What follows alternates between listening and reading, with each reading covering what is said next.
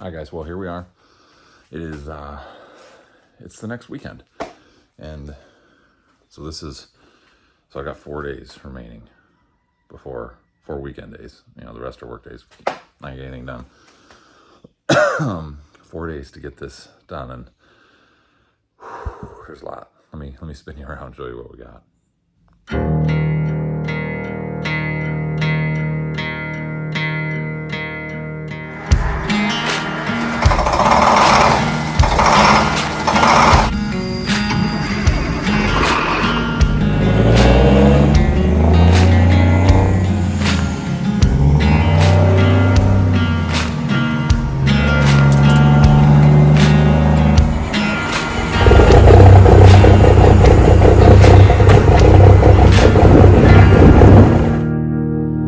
So we have a whole lot of stuff that has come in.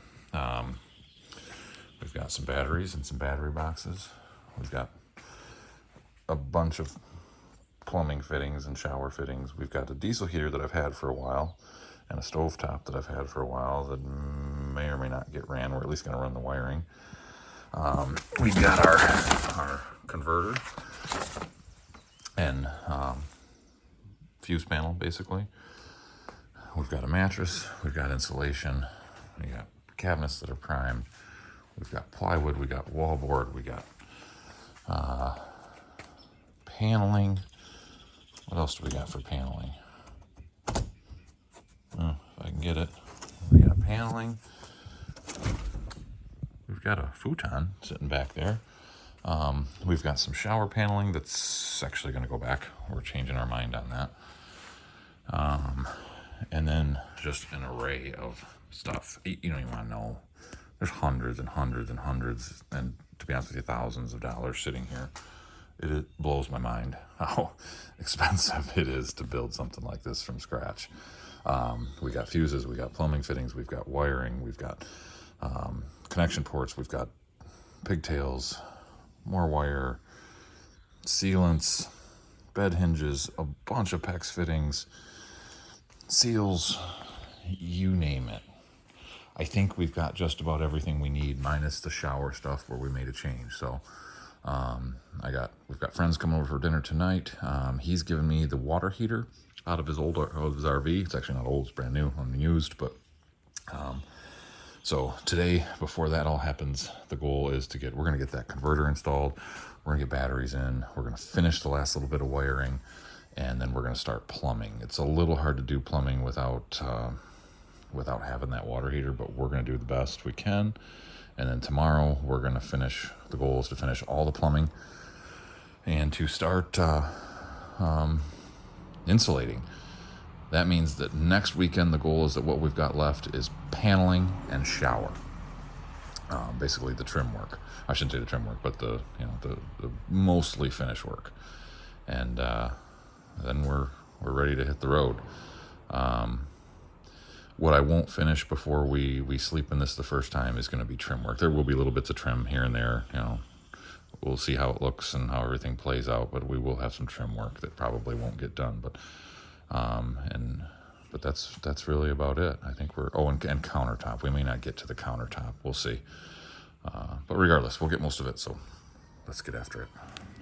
Okay, so here we are. First step, we've made our first cut of paneling in the shiplap panel, and also made some cutouts. So we got a cutout for the outlet that's right here. Made a cutout for the converter, and then for the wiring on the solar charge controller. I decided to kick that over. This is my storage area. I decided to kick these over into the storage area, and I'm going to put the batteries right here because I just don't know how big that water heater is going to be, and I kind of like the idea of just dedicating this to plumbing over here. We take up about a third of this space with electrical and batteries. They're easy to access. Everything's simple to get to. So there's going to be a hinge door here.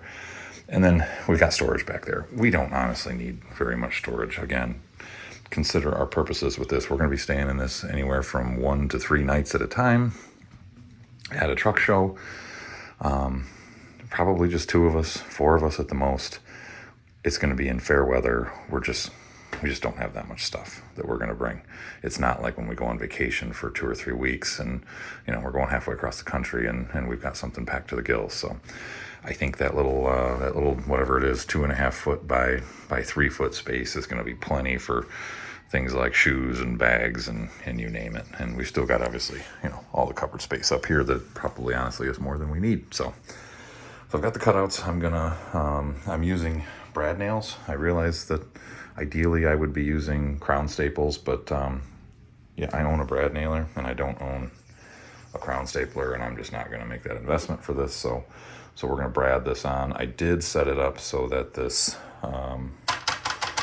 converter can catch stud here, and I'm going to determine if I'm going to actually possibly install another stud over here. I've got, you know, it'd be easy enough to cut one in and box that in. So we may just do that just to give all this a secure base. It's not that heavy, but, you know, whatever, bouncing on the road, nothing. You know, I don't like the idea of just screwed into wall board, so get after that.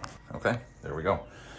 Outlet, converter, charge controller. We're not gonna put the cap on the faceplate on the converter just yet because we've got to wire that, get our breakers installed, and then I've installed the battery boxes. I use these NOCO boxes.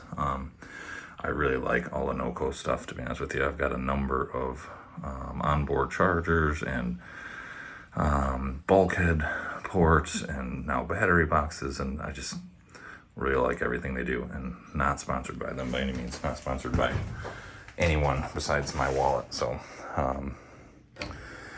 yeah, that's our setup. Those are screwed down, bolted down to the floor, and then they got these nice dividers, so this will accommodate up to a group 31. I've got, I think, group 27s or whatever these are. Yeah, so we're ready to, also got our Bluetooth module for the Renogy charge controller. So at this point, we are now ready to, I got a couple last light boxes to put in. Otherwise, I think everything's wired except for I've got a wire for my diesel heater up there, so I need to run a circuit for that real quick, a 12-volt circuit. After that, everything's already wired. We're done. So then it's time to wire all of this mess into that and get our cables. We got to get a ground cable ran through. I'm not going to, the only thing I'm missing, and the solar gurus can correct me, and I know I'm missing it, I do like to put a master disconnect into the solar system. So, I mean, you can put it either in the feed coming from the panels down to the charge controller, or, you know, between the charge controller and the batteries. But one way or the other, between panels and batteries, we need to have a disconnect. I don't have a disconnect right now. That's one thing I forgot to order. That is easily done. We'll have plenty of wire where we can make terminals. So we'll get us a disconnect and probably put it inside this panel. We could potentially put it out here, but I just don't know if I like the look of that. We got enough crap up there already. So one way or the other, we will get a disconnect wired in. So whether I do an actual disconnect switch or we do a nice heavy, like a 30 amp light switch, would work just fine too. You know, the master disconnect switch is just a little more foolproof. It comes right out and you can't, you know, but anyway, we'll work that out. But a nice heavy switch would work just fine. So that might be a good option too. But regardless, we'll get that part done. But otherwise, we're ready to wire. So we got to loom and put on terminals and read the manual for the converter and get all that done. So I'll get after that, and then we'll bring you back. But then we'll be basically totally wired, and we can actually hook this whole shebang up and see what we get for lights and such. All right, so the next step before we can really proceed with wiring that, well, first is I was stupid and I bought 15s, which is fine for the branch circuits, but I did not buy a main. I don't know why. So I still need a 30 amp main breaker. And I got to play with my circuits a little bit based on the outputs. But regardless, the other thing we've got here is a plug, a pass-through for the outside. So we've got to have that, you know, this feed in and wire that up before we can really really do a whole lot of wiring here. So I've already gone ahead and obviously I've wired my 10 gauge on, and I've drilled my hole, and that's the other side of it. So let me put you down here. Okay, so that's all installed. Some stainless screws. It's kind of integral seal, but I'll probably caulk that in time. But there, good to go. All right, guys. Well, I've done a bunch of wiring, made a bunch of progress. The converter's wired. I've not flipped these breakers on yet. I actually just plugged it in to my 30 amp outlet on my barn. Outlets are wired. You can see we are charging off of the photovoltaic cells. So on the 12 volt side, we're already working most of the circuits anyway.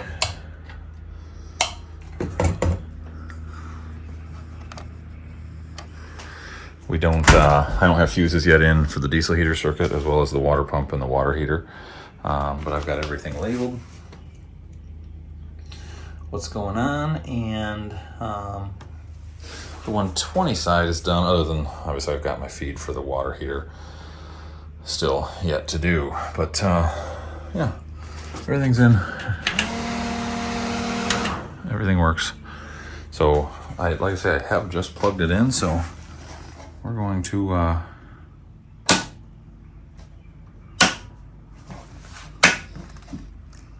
kick breakers in and let's do some testing here. I'm gonna set you down for a second. So I'm gonna test that outlet. Well, we got a green LED.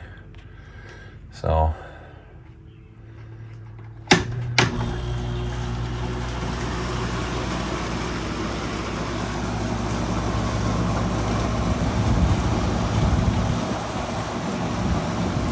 she's working. And there comes the cold air.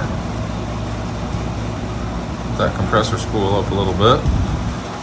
For a cheap air conditioner, that's not incredibly loud. I can live with that.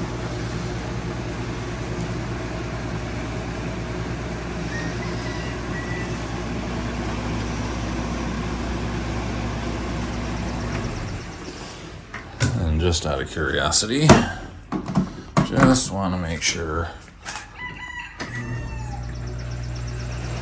Sweet. She runs off of both. That means we are good to go.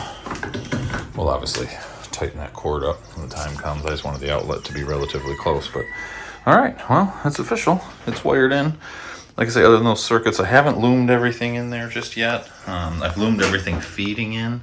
You know, we're all tight into our chase space.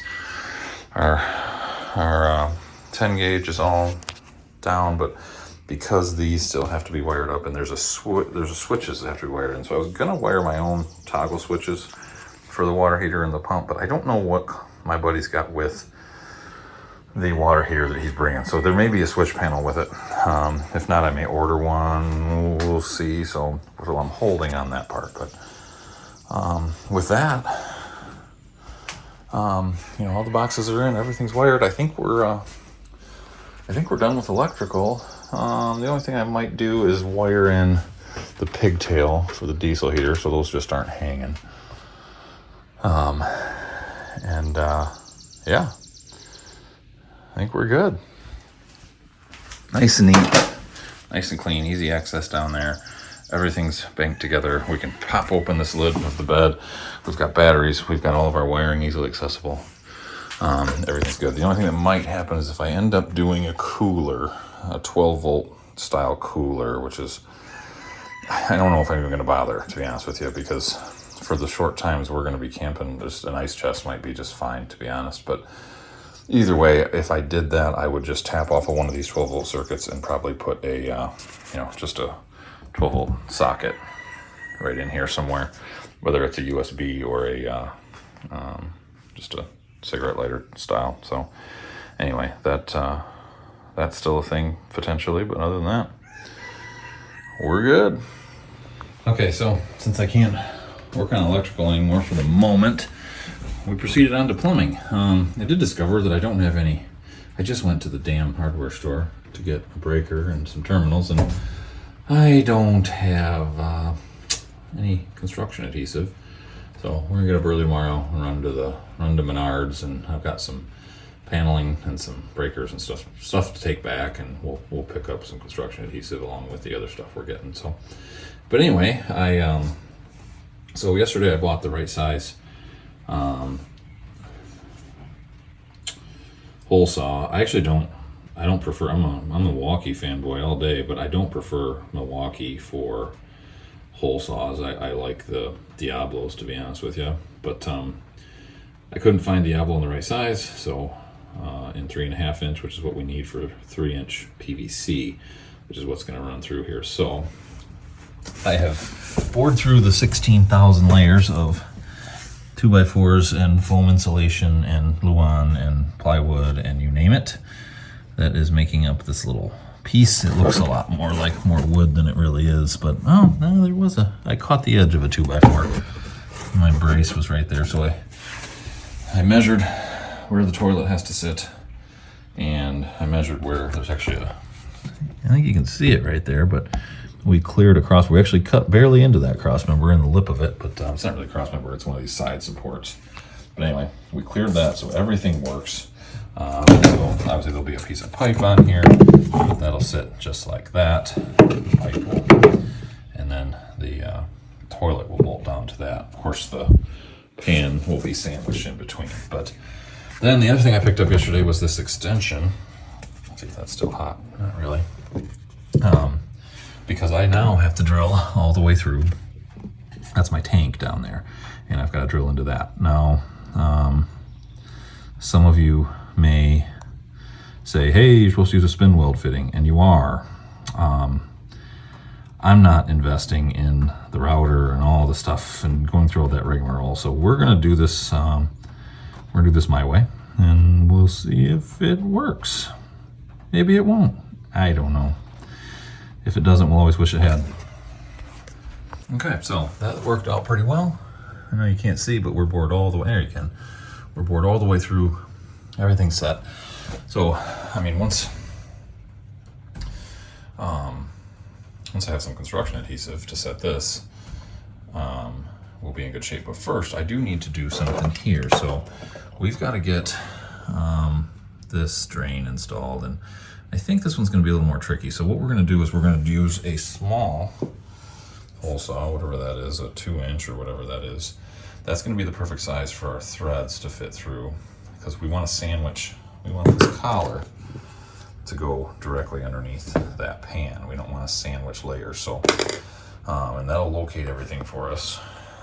Center a locating hole down into the plywood, and then we're going to expand a bigger hole in the plywood so that all this can be tightened up and have a recess to sit into. So I'm going to get after that right now.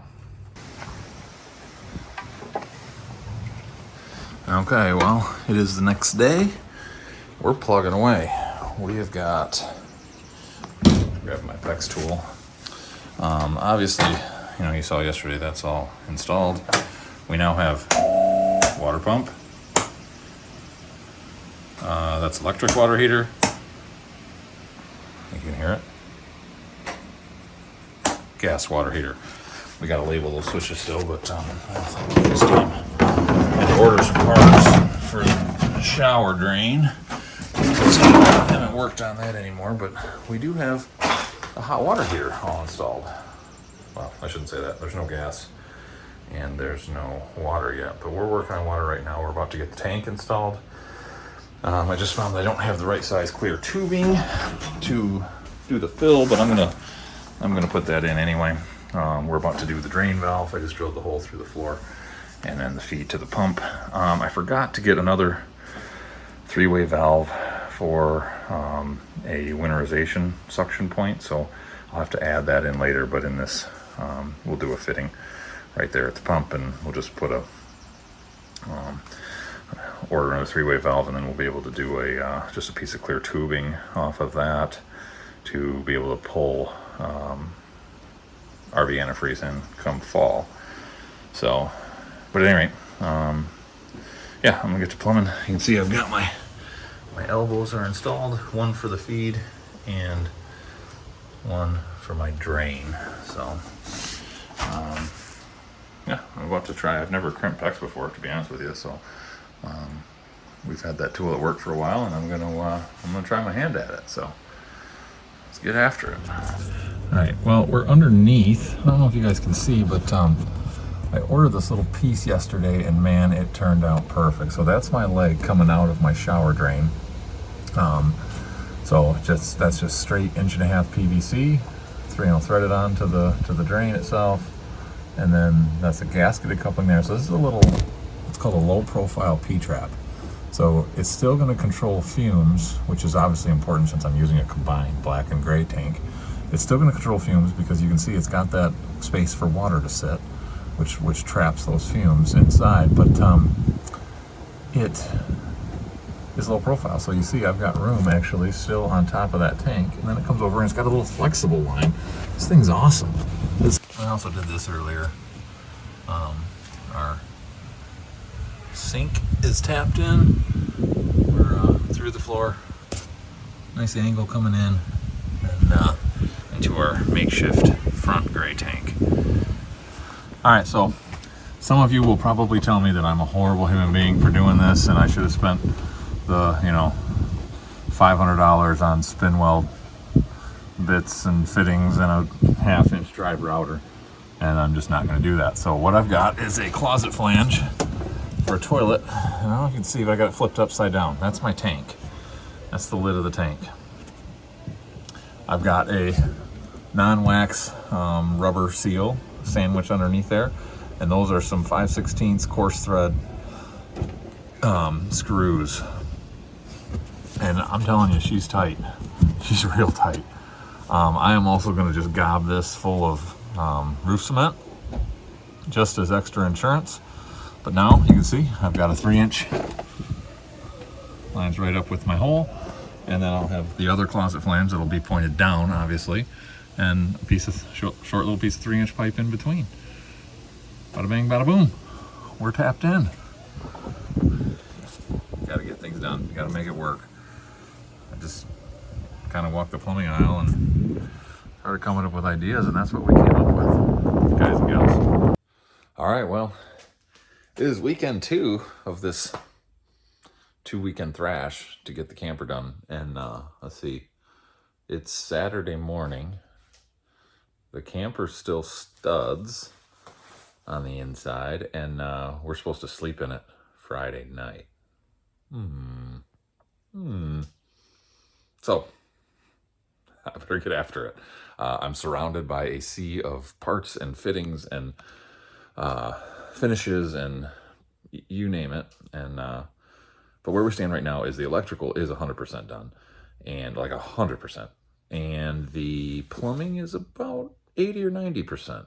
I just have to run lines to a hot and a cold line from underneath up to the front sink. One last fitting on the front sink drain, and then the final fittings on the shower. So the main part of the plumbing is over with. So we'll get after that, and then it's time for paneling. I've already done some of the finished work. The front counters are done. The sink and the stove are installed. I'm not going to show you that in this video, but I had to do that to get, some things have to happen before others. So we'll bring you back and show you that next week, but I'm going to get after the last of the plumbing. I'm not going to show you every last detail, but I will bring you back when it's all said and done. We'll show you everything, and that'll be the closeout to this video. Okay, so final version is there is our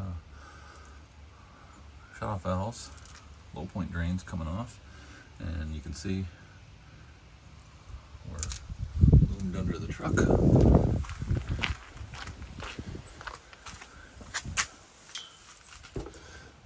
Gas lines are ran. You can kind of barely see the water lines coming through there. They shoot up through the middle, so that's all done.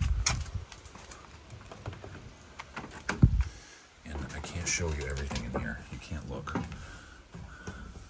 because again, next week's video, but there's everything plumbed into the sink. And yeah, it's very messy in here. Don't look. But everything underneath.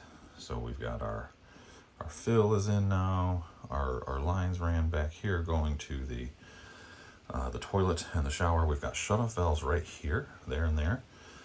Those are for the shower and the toilet, and I know they're not right at the point, the source point, but some of that is going to be blocked off, so I put them there where it's easily accessible so we can shut those off separately if need be.